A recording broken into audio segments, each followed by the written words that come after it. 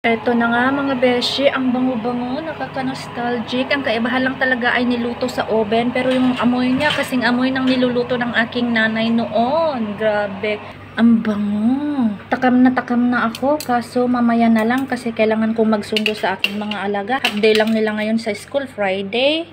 Kaya mamayang hapon na lang merienda time. Bongga, ang bango niya.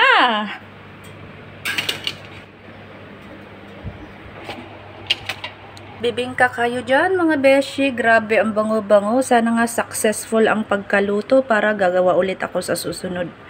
Ayan o. Ayaw ka ba nyan? Sabi ko, mamaya ko natitikman pagdating ko magsundo sa aking mga alaga. Kaso hindi ako makatiis. Oh my God! Yung consistency nakuha ko. Grabe, nakuha ko yung gusto ko. Yung crunchy sa ibabaw, tapos sa ilalim, gooey. Soft and gooey. Yum, yum, yum, yum. Ito ang tamang consistency ng bibingka. Kaso manipis ang aking urma.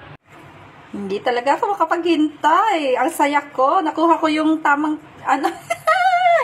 basta, masaya ako. Ganyan, no? Yun, yan. Gooey. Yan.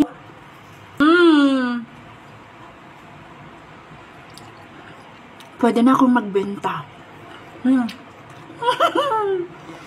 Hindi ako makahintay. Mainit pa.